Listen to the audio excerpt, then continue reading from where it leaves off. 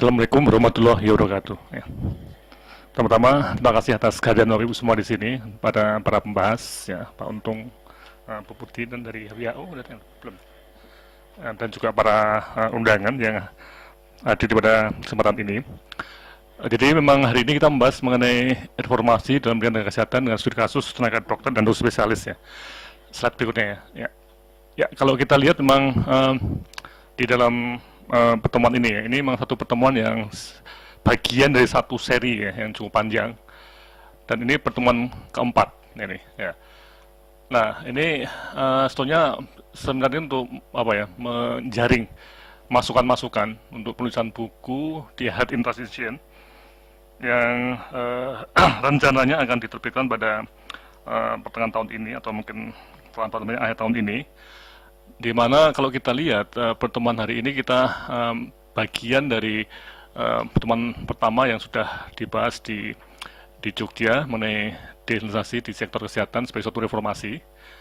Kemudian yang pertemuan kedua adalah reformasi pembiayaan kesehatan yang sudah dibahas di Jakarta, yang kemudian yang keotonomi rumah sakit dan pengawasan sistem kesehatan ini sudah dibahas. Kemudian pertemuan keempat reformasi pendidikan kedokteran. Nah, ini yang hari ini kita lakukan. Nah, memang pertemuan ini kita susun sebagai suatu apa ya, blended learning, ya, satu model masukan yang menggunakan web. Ini bisa diklik, ya, Mbak.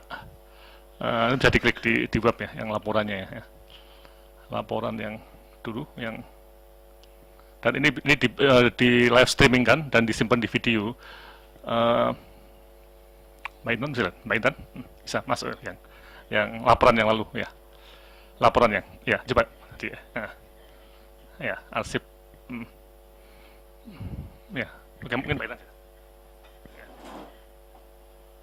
ya. Jadi ini memang model penjaringan masukan yang menggunakan teknologi tinggi. Jadi seperti hari ini disilakan pakai webinar dan live streaming langsung, jadi banyak yang di luar yang ikuti di sini. Nah, kemudian ini juga semua itu disimpan. Jadi misalnya mengenai apa ya, yang diskusi pembiayaan di Santika, coba sampai bisa diklik di situ, ya, coba klik, ya. Dan jadi semua orang di Indonesia bisa membaca apa yang sedang ditulis, dan barangkali juga mau berikan masukan-masukan selain yang datang pada saat seminar ini contohnya nih. Ini Kamis 17 April. Ya, terus turun, ya, turun. Ini misalnya, nah, ini ada PowerPoint-nya, ada videonya. Jadi ini yang Bu Putih yang dulu kita susun 3 tahun yang lalu, sekarang sudah semakin berkembang, ya. Jadi Pak Donat bicara, Bu Wahyu dari Balitbank, dan juga Pak Andi dari BPJS. Nah, ini kemudian juga dari Global Fund, Pak Jeffrey Musil, nih, Pak Untung, yang sedang menyusun bagaimana model willingness to pay, ya, dari pemerintah Indonesia. Kemudian Pak Oji, ya, dan dari IAKMI juga ada. Nah, ini semua bisa dilihat sebagai satu bagian dalam proses yang cukup menarik mengenai apa yang kita akan tulis. Oh, Pak Andi, silakan di sini, Pak Andi. Ya, sudah kan. Ya. Oke, nah, ya, kembali ke slide tadi, ya. Slide berikutnya, ya. Nah, jadi apa hasil diskusinya? Secara singkat bisa kita sebut seperti ini, ya, slide-nya. Untuk digitalisasi ini memang kita selama 5 bulan masih belum mantap, ya. Jadi ada yang tentang perbukaan situasi. Daerah punya kemampuan fiskal tinggi masih tergantung pada pusat. Jadi anggaran daerah untuk kesehatan itu masih apa ya, istilahnya tuh banyak dari pusat, termasuk yang mereka yang kaya seperti Kaltim itu juga demikian. Kemudian prinsip digitalisasi belum digunakan masuk aspek alokasi anggaran. Jadi daerah kaya dan miskin dalam konteks dalam konteks kemampuan daerah itu belum dipicu, ya. Kemudian SDM, nah, nih, kesehatan belum terdiri dengan baik, dan banyak pengaruh politik lokal. Ini yang jadi masalah di digitalisasi selama ini. Kemudian juga yang menarik, ternyata selama hampir 15 tahun ini, pendulunya masih terus bergoyang, ya. Yang dulu sangat di sini, udah tahun 2004 digeser ke sini. Nah, sekarang masih ada kemungkinan ada amandemen undang-undang ya yang akan menggeser sedikit ke arah sentralisasi, walaupun tetap kesehatan didesentralisasikan. Jadi selama 15 tahun ini ternyata kita masih terus istilahnya itu bergoyang-goyang ya pendulumnya, belum stabil ya sampai sekarang ini ya. Ya. Nah, kemudian juga reformasi ini belum dalam konteks manajemen kesehatan ini juga belum berjalan baik. Semakin banyak pihak untuk penanganan kuratif. Ada beresiko yang mungkin terjadi meningkatkan ketidakadilan geografis, di mana daerah yang kurang SDM nanti kita lihat ya, itu akan semakin susah untuk mendapatkan pembiayaan dari pusat ya. Kemudian juga meningkatkan penggunaan masyarakat yang akan menikmati pelayanan kesehatan dan BPJS yang boleh masuk dalam konteks apa ya PPI yang non PPI yang mandiri, itu memungkinkan orang kaya masuk ke dalam sistem ya, dengan mungkin bisa menarik banyak manfaat dari BPJS ya. Kemudian ada kemungkinan fraud yang luar biasa. Nah, ini yang sudah mulai ditengarai, dan 3 bulan pertama ini sudah ada hal-hal yang menarik untuk dilihat dalam fraud tadi. Kemudian pembiayaan pelayanan preventif perlu ditingkatkan. Ini jadi satu isu yang sangat kunci dalam pertemuan yang kedua dulu. Ya. Kemudian yang berikutnya, otonomi rumah sakit menghadapi berbagai kendala. Nah ini, sejak zaman Swadana sampai sekarang lebih dari 20 tahun itu terus bergerak, dan ada semacam regulasi dan pengawasan yang belum begitu kuat. Ya.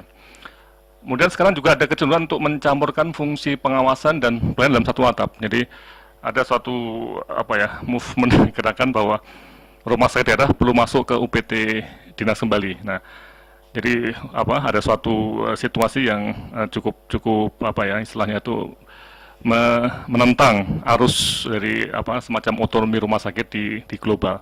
Nah, ini yang perlu kita cermati. Oke, kemudian hari ini kita akan membahas pertemuan tentang bagaimana ketersediaan dokter dan dokter spesialis dan mungkin dapat menghambat tercapainya cakupan semesta. Jadi pada hari ini kita akan mencoba untuk melihat situasinya, kemudian juga bagaimana undang-undang bidang kedokteran berusaha melakukan reformasi dalam pendidikan tenaga dokter dan dokter spesialis. Ini suatu hal yang nanti kita lihat. Kemudian bagaimana perencanaan kurikulum akan dapat menjamin ketersediaan tenaga di daerah sulit, dan juga, nah ini yang menarik, Indonesia menghadapi 2 front ya, front front belakang dalam konteks pembangunan atau domestik, tapi juga sekaligus kita menghadapi front internasional yang Asia Tenggara, medical tourism dan sebagainya.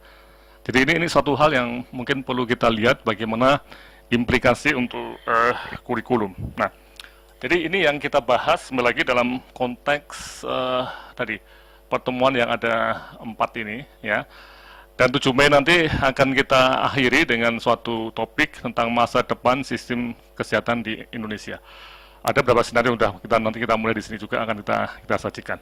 Oke, saya kira masih ada waktu 5 menit untuk sebelum kita masuk acara. Mungkin ada komentar atau pertanyaan mengenai tujuan seri diskusi ini ya, untuk memberikan masukan bagi kami semua. Mungkin ada komentar, silakan. Atau pertanyaan. Iya. Ya, sekarang dalam prosesnya pun juga kita masukkan juga. Jadi berapa materi hit yang sudah ada juga dibaca oleh tim di RPJM juga. Karena kalau nggak salah kan Bappenas juga ada health sector review sendiri, pakai banyak expert juga. Terus ini hit juga gitu kan, jadi ada mesti disinkronkan ya kalau nggak. Sebagian orangnya merangkap kayak Pak Andri juga di sini ada, di situ juga ada, di situ maksudnya saya juga waktu Australia juga masuk, tapi kemudian saya berhenti karena nggak cukup waktu untuk ke Jakarta ya, susah sekali bagi waktu, tapi tetap ada kontak terus, jadi ada diskusi proses yang terus berjalan. Ini. Tapi memang kita juga tadi, karena tadi kembali lagi pada pertemuan-pertemuan ini, jadi termasuk nanti pada tanggal 7 Mei dan juga 12 Mei juga ada pertemuan untuk bahasa Inggrisnya ya. Ini memang kita menghadapi suatu masa depan yang nanti kita akan bahas juga ya, yang cukup berat ya. Nah, dan ini perlu kita lihat dalam konteks mencari solusi ya, karena kalau tidak nanti kita bisa dalam situasi yang cukup menakutkan menurut saya lah. Nanti ada skenario yang bisa kita bahas secara mendalam. Oke, ada komentar lain Pak untuk ini? Sudah jelas ya? Jadi ini masih masukan. Dan nanti setelah jadi juga akan ada satu policy dialog juga dengan para pengambil kebijakan, termasuk nanti atau menteri yang baru. Kapan Pak Untung dipilihnya Pak? Belum tahu. Oktober ya. Menteri yang baru, ya, kabinet baru, ya, DPR baru, ya, baru tapi lama atau lama tapi baru nih. Masih banyak yang lama Pak. Apa? Oke, ya. Ada? Ya, sudah ada? Enggak? Oke, kalau tidak kita masuk ya. Jadi kita tepat jam 9 ini kita masuk ke bagi teman-teman yang menggunakan webinar ataupun live streaming bisa juga aktif, nanti bisa tanya ataupun menuliskan memo ke kami ya. Oke, kita sekarang masuk pada sesi pertama ini. Sudah ada Pak Andri yang ada di samping saya nanti bersama Pak Andri ya. Kita akan membahas mengenai ini tentang sesi pertama ya. Ya, dan sesi kedua nanti tentang pendidikan dokteran. Jadi ini ada 2 sesi yang akan ada dari WHO. Udah ada ya Bu? Sudah ada baru buat ya udah ada. Di depan ya Bu, di depan aja. Biar kelihatan. Ya. Kemudian Pak Untung dan Bu Putiri, saya kira 3 pembahas yang sangat kompeten ya untuk membahas ini ya. Ya, oke. Kelas berat, betul-betul kelas berat. Ya. Oke, ya. Nah, ini mungkin Pak Andri dulu ya yang membahas mengenai berbagai rasio ini, Pak. Terima kasih Pak Laksono. Selamat pagi Ibu dan Bapak. Seperti kita ketahui bahwa di dalam framework untuk manajemen SDM kita mengenal 4 variabel penting. Yang pertama mengenai ketersediaan, availability. Yang kedua mengenai distribusi. Kemudian yang ketiga terkait dengan kualitas atau kompetensi, dan yang terakhir mengenai produktivitas. Ini menjadi satu framework yang cukup menarik untuk kita bahas, terutama kita hubungkan dengan dokter spesialis, karena melihat dokter spesialis ini berarti empat variabel tersebut, keempatnya mengalami persoalan. Yang pertama terkait dengan availability. Ini ada hubungannya dengan produksi. Kalau kita melihat produksi dokter spesialis, kita selalu fokus pada 4 besar dan 3 pendukung, sementara yang lainnya juga sangat diperlukan. Kemudian mengenai distribusi, kita juga melihat ada masalah, karena semuanya terkumpul di kota besar, ada hubungannya dengan jumlah populasi dan rumah sakit swasta, tapi tidak ada kaitannya dengan kapasitas fiskal daerah. Kemudian kita juga melihat yang ketiga mengenai kompetensi, karena banyak dokter spesialis di luar Pulau Jawa yang sulit untuk mengakses continuing professional development, mengumpulkan angka kredit. Yang terakhir terkait dengan produktivitas, kita melihat bahwa standar minimal untuk dokter spesialis ada di Kepmen 340, di mana disebutkan bahwa setiap rumah sakit harus memiliki 1 orang spesialis 4 dasar, yang ini tentu saja ada kaitannya dengan produktivitas. Karena bagi seorang dokter penyakit dalam harus satu sendiri untuk melayani 24 jam di rumah sakit, ini akan sangat mengganggu bagaimana kualitas pelayanan. Oleh karena itu kita akan bersama-sama melihat sekarang bagaimana perbandingan rasio dokter dengan populasi. Ini kita melihat bahwa untuk Indonesia sendiri yang bagus ini kebanyakan ada di Jawa dan Sumatera. Sementara di daerah-daerah lain, terutama Sulawesi Barat, Maluku Utara, ya, ini kita melihat yang sangat kurang. Dan ini kalau kita lihat dibandingkan dengan standar yang direkomendasikan WHO, ini kita melihat ada banyak daerah yang kekurangan. Kemudian ini dokter spesialis anak di rumah sakit di Jakarta, Jawa Barat, Jawa Timur, banyak sekali dokternya, tetapi di daerah-daerah tadi, Sulawesi Barat, Maluku Utara, ya, ini sangat kurang. Sementara kasusnya di daerah-daerah ini bukannya tidak ada, tapi banyak juga. Dan kalau kita melihat hubungannya dengan burden of disease-nya tidak hanya tinggi di Jakarta, tapi juga ada di daerah-daerah ini. Nah, sehingga memang sangat dibutuhkan dokter spesialis anak di area-area Maluku Utara, Kalimantan Tengah, Gorontalo. Ini untuk Opjin hampir sama kasusnya, kemudian penyakit dalam juga sama, dan dokter bedah juga sama. Jadi kita bisa melihat bahwa daerah-daerah dengan kondisi-kondisi geografis yang menantang dan juga area dengan populasi yang kurang, ini tidak banyak memiliki dokter spesialis. Tapi kita tahu dari sisi kasus ini sudah cukup besar daerah-daerah tersebut. Nah, kemudian kalau kita melihat ada beberapa masalah yang berhubungan dengan distribusi dokter spesialis, tadi hubungannya dengan produksi. Kalau kita melihat statement dari Persatuan Ahli Kardiologi, PERKI, mereka mencanangkan bahwa tahun 2020 itu akan harusnya sudah ada 1.500 dokter ahli jantung di Indonesia. Namun demikian, kita bisa melihat bahwa produksi yang hanya antara 60 sampai 100 per tahun, ini tentu akan sangat sulit untuk mencapai jumlah tersebut karena hari ini ahlinya belum sampai 700. Nah, sehingga ini ada masalah, belum lagi nanti yang terkait dengan dokter pendukung lainnya seperti dokter anestesi dan dokter-dokter spesialis lain yang sudah membagi menjadi sub. Kemudian juga mengenai price, berapa sebenarnya insentif dan total kompensasi yang bisa kita berikan kepada dokter spesialis, ini sangat mempengaruhi terjadinya distribusi. Dan price ini kita harus melihat bahwa ternyata sektor swasta memberikan kompensasi yang lebih besar, sehingga daerah-daerah dengan fasilitas swasta yang cukup banyak itu akan memiliki banyak dokter spesialis. Kemudian ada regulasi dan kontrak. Ini banyak daerah yang sudah menyekolahkan dokter-dokter umum untuk menjadi dokter spesialis, tetapi ada banyak kendala ketika mereka harus kembali ke daerahnya. Nah, kita bisa melihat beberapa dokter yang belum bisa dikembalikan ke daerah karena masalah kontrak. Kemudian professional facilities, dokter-dokter sudah disekolahkan menjadi high level competent medical specialist, tetapi ketika kembali ke daerah alat-alatnya tidak ada. Nah, seperti di Papua Barat katanya ada rumah sakit bagus sekali, yang belum ada cuma 2, dokternya dan pasiennya katanya. Nah, padahal bangunannya sudah megah.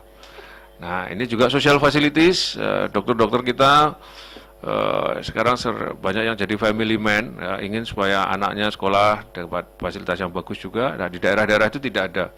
Nah, ini malah di kasus di Kepri sudah kita identifikasi, insentifnya bagus, professional facilities bagus, tapi sekolah tidak ada. Nah, yang menurut mereka standardized, sehingga mereka ingin keluar dari sana.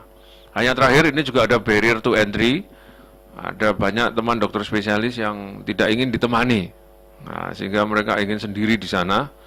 Nah, sehingga mereka merekomendasikan untuk tidak menambah. Ini kalau kita lihat data dari Biro Kepegawaian, ada ketersediaan dan kebutuhan. Itu ketersediaannya sedikit, tapi kebutuhannya tidak ada. Nah, ini menunjukkan ada barrier to entry yang ini bukan dari sisi manapun, tapi dari sisi dokter spesialisnya sendiri. Nah, ini penyebab-penyebab timbulnya maldistribusi. Nah, sehingga kalau kita melihat sekarang hari ini yang kekurangan dokter spesialis tidak hanya daerah terpencil, karena Jakarta juga sudah minta tambahan banyak dokter karena CKN. Di daerah Jawa untuk kasus-kasus yang subspesialistik, ini di mana demandnya juga makin meningkat, orang sudah tahu kalau mereka kepalanya terbentur ya maunya yang menggarap ini dokter spesialis bedah saraf gitu, bukan bedah biasa. Mereka sudah tahu sehingga demandnya cukup tinggi. Nah, dan untuk Jakarta ini pasien kelas atas yang orang kayanya makin banyak. Ini mereka juga mengharapkan banyak spesialis, dan kalau kita bisa melihat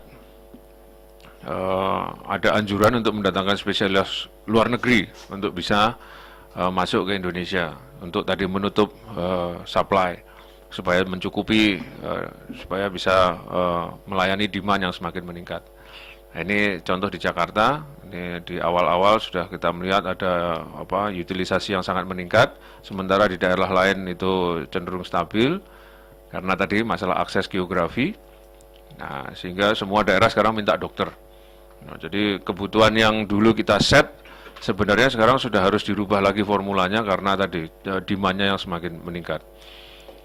Nah, ini dampaknya seperti apa? Kita bisa melihat kaitannya dengan pencapaian universal coverage dengan framework Tanahashi tadi sudah bisa dilihat bahwa dari distribusi produksi kita kekurangan. Yang kedua, dari distribusi kita juga melihat ada masalah. Kaitannya dengan kompetensi, ini kalau kita bandingkan dengan negara-negara sekitar, ini bagaimana dokter spesialis diakreditasi, ini kita juga bisa melihat ada masalah, dan juga produktivitas. Produktivitas kalau di negara-negara Eropa itu modelnya seperti kurva sinus, makin banyak pasien itu berarti nanti makin menurun kualitasnya. Jadi ada range yang optimum. Nah di kita enggak, kita masih melihat bahwa semakin banyak pasien ini dokternya berarti semakin hebat. Nah jadi Bapak Ibu bisa bayangkan satu dokter spesialis penyakit dalam melayani 150 pasien per hari.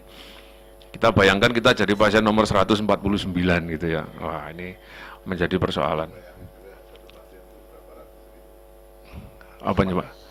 Pendapatannya ya, satu pasien berapa ratus?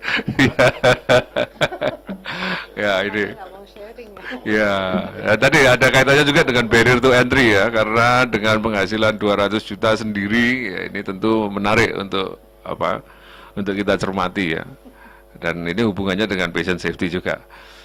Nah, ini kita bisa melihat kalau dengan produksi seperti yang sekarang, dengan kebutuhan yang meningkat, tentu kita melihat skenario-nya, roadmap-nya bagaimana, apakah kita bisa optimis untuk tercapai atau tidak. Kemudian juga kita akan mempunyai banyak skenario di samping satu roadmap. Jadi roadmap-nya nanti juga dengan sub-sub skenario gitu ya, untuk melihat bagaimana ini kondisi ketersediaan spesialis dan dokter-dokter di daerah. Nah, faktanya kita bisa melihat ada gap antara daerah yang baik dan yang buruk, baiknya dalam tanda kutip ini dan buruknya juga. Kemudian fasilitas pelayanan juga sangat, disparitasnya juga sangat besar. Survei dari World Bank yang sederhana di lapangan, di primary care juga ada masalah mengenai supply side readiness. Dan ini kita melihat beda antar daerah juga sangat besar. Nah, kalau kita melihat ini presentasi Pak Kabadan sendiri nih, ini ada banyak kekurangan sudah diidentifikasi. Kemudian ini bagaimana dokter umum 100.000, ini dokter spesialisnya, ini saya kira dari BPSDM. Dan kalau kita melihat 4 besar, nah ini Jogja, Jakarta, ini tinggi-tinggi grafiknya, tapi yang Sulawesi ini sangat kekurangan, ini hampir sama seperti yang tadi. Ini yang sub. Nah, di bagian bedah, ini kita bisa melihat, padahal di daerah-daerah yang kekurangan, seperti Papua, NTT ini jalan aspalnya sudah bagus-bagus, sehingga kontusio cerebri ini meningkat di sana, tapi tidak ada yang melayani. Dananya ada, nah, sehingga mungkin bisa timbul satu persoalan kalau nanti tidak kita selesaikan. Nah, untuk fasilitas kesehatan ini kita bisa melihat bagaimana kondisinya. Ini rumah sakit D, ya, rasio-rasionya sudah diukur di sini. Ini saya kira data yang Bapak Ibu sudah sering lihat. Nah, ini banyak yang 0, ya. Kalau kita lihat di kelas A, nah itu tempat tidur. Nah, bagaimana kemungkinan pencapaian UHC di tahun 2019? Ini ketika kita conference dengan WHO kemarin di Butan minggu lalu juga ada pertanyaan sebenarnya yang dimaksud dengan pencapaian universal health coverage itu seperti apa gitu. Karena katanya negara seperti Butan itu sudah mencapai gitu ya. Ada daerah-daerah negara-negara kecil itu katanya sudah mencapai universal health coverage. Nah, oleh karena itu kita akan melihat berbagai skenario untuk daerah yang baik dan yang buruk. Nah, ini akan dilanjutkan oleh Pak Laksono. Silakan Pak Laksono. Ini bisa maju ya kalau misalnya. Ya, oke. Terima kasih Pak Andre. Jadi kita coba melihat pada skenario yang ada. Ya.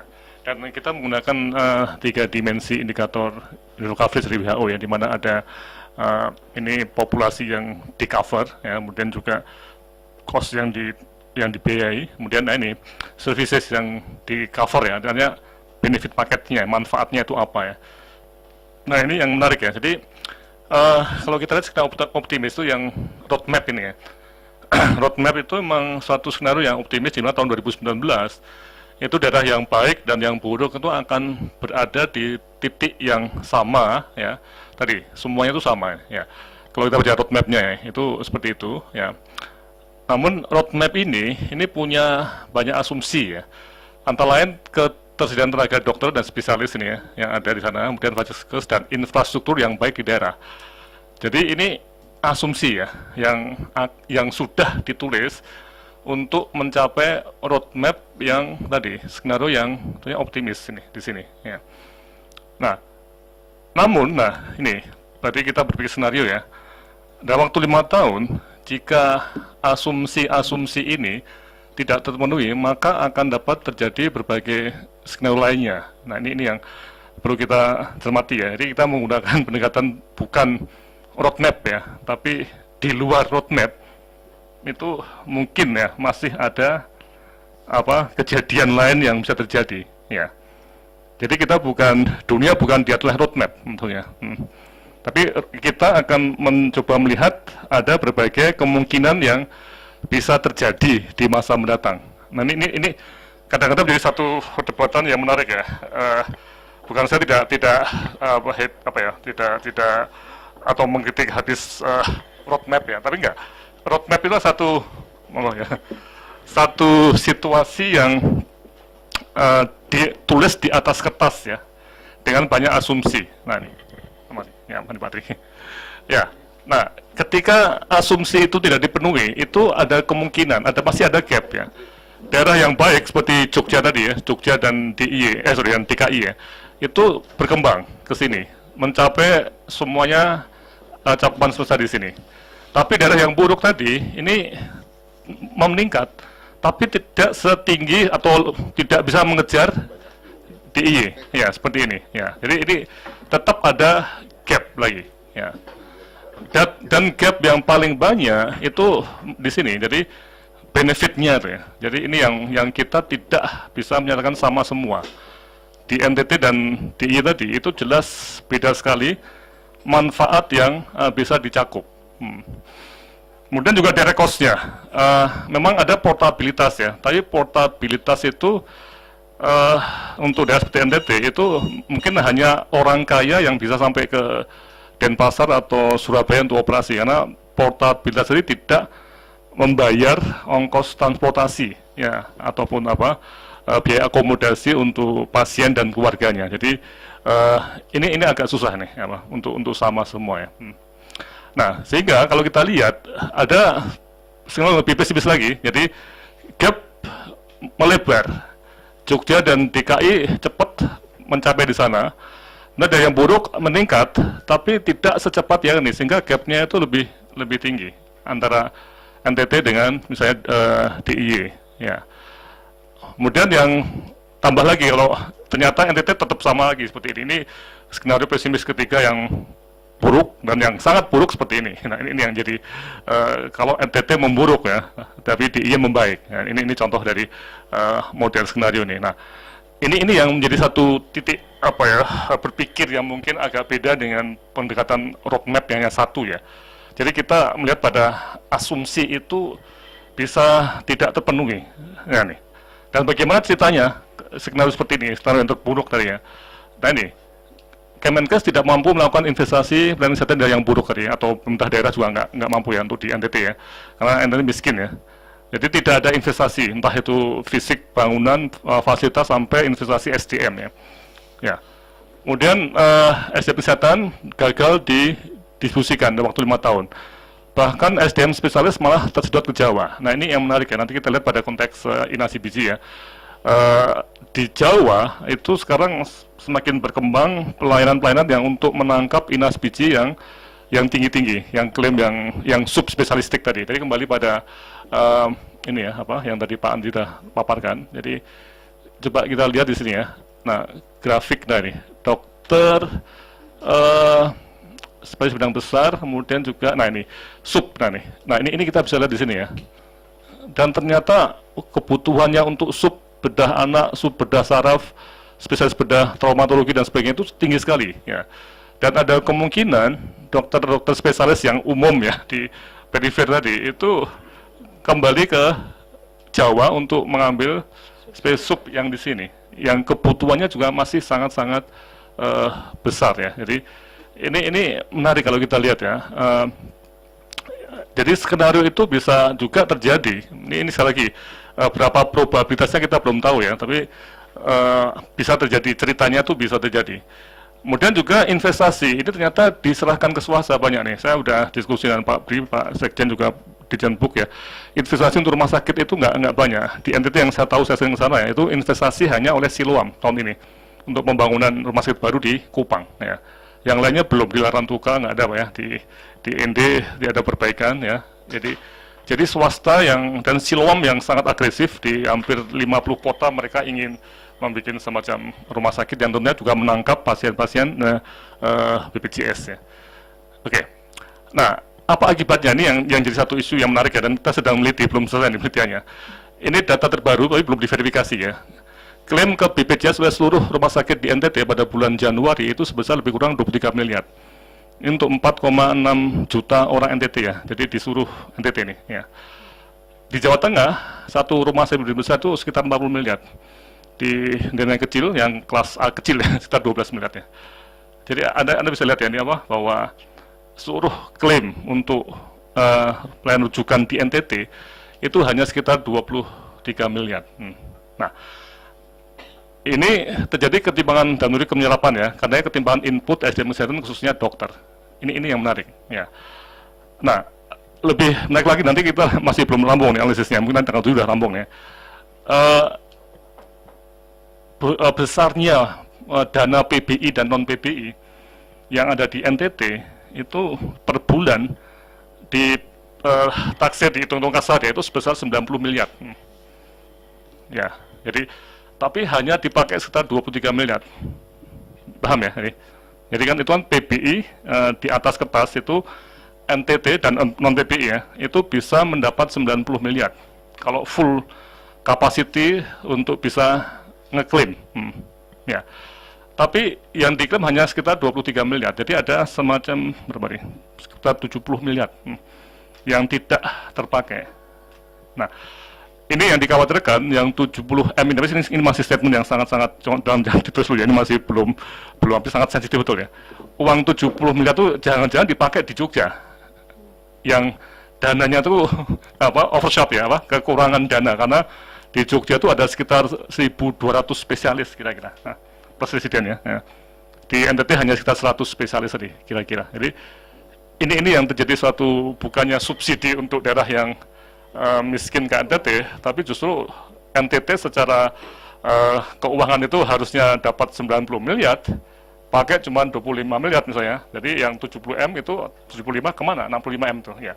Itu yang menjadi hal menarik, dan ini akan dibahas dalam pertemuan dengan Pemda NTT mungkin bulan depan ya, mengenai hal ini ya. Karena ini satu hal yang sangat menarik, kalau kita kalikan angka itu dalam setahun itu besar Pak. Jadi 60 miliar tidak dipakai, kalikan 12 bulan kan sekitar 600 miliar itu uang besar yang tadi balik ketidakadilan yang bisa timbul nih. Kemudian juga dampak terhadap competitiveness internasional. Ini Indonesia lama sepanjang tidak dapat menjadi pemain dalam pelayanan medical tourism dan sebagainya ya. Ini yang banyak laporan kita tuh hanya sebagai pasar asal dari pasien, tapi tidak sebagai pemain ya. Oke, sehingga ringkasannya sebagai untuk diskusi apa yang terjadi, memang secara kualitatif kekurangan dokter spesialis tidak hanya dari yang sulit ya, tadi tentang mutu ya, kualitatif jelas ya. DKI juga kekurangan, dan juga dari berbagai pusat pelayanan medik juga melihat bahwa pasien Indonesia itu banyak sekali di sana. Angka pasti tidak tahu persis ya, tapi diberikan 1,5 billion US dollar ya, besar sekali itu angkanya ya. Jadi dari yang Pak Andri katakan sebagai ringkasan, dari semua daerah itu butuh spesialis, tapi tentunya dengan quality atau mungkin jenis yang berbeda ya. Kalau di Jakarta itu high tech betul ya, tapi kalau di Papua, di NTT itu sebenarnya spesialis atau yang tidak terlalu high tech itu yang dibutuhkan, yang sifatnya tepat guna dan tepat situasi itu ya. Nah, ini dampak tadi kalau kita biarkan juga kita akan seperti ini. Dan yang menarik ya, yang dibaca tahun-tahun ini sudah banyak para investor itu yang ancang-ancang untuk mengundang masuk dokter asing ke Indonesia untuk menggarap segmen yang tadi, yang subspesialistik. Mungkin Pak Untung di Badan PSM juga sudah pernah dihubungi banyak orang Pak ya, tentang bagaimana masukkan dokter asing ya, dengan juga rumah sakit asing yang pulih 67% sekarang modalnya ya. Sehingga wajah tantangan penyebaran dokter ada dua ya, kalau kita secara ekstrim ya, itu daerah terpencil tadi ya, tertinggal, dan juga global trend tadi. Jadi kita tadi kesimpulannya secara ringkas itu tantangannya adalah kita menghadapi dua front yang sangat berbeda. Nah, ini yang jadi satu isu yang perlu kita bahas. Ya, saya kira ini yang bisa kami sampaikan. Saya dan Pak Andri mungkin perlu ada satu diskusi apakah benar analisis kami ini. Terima kasih.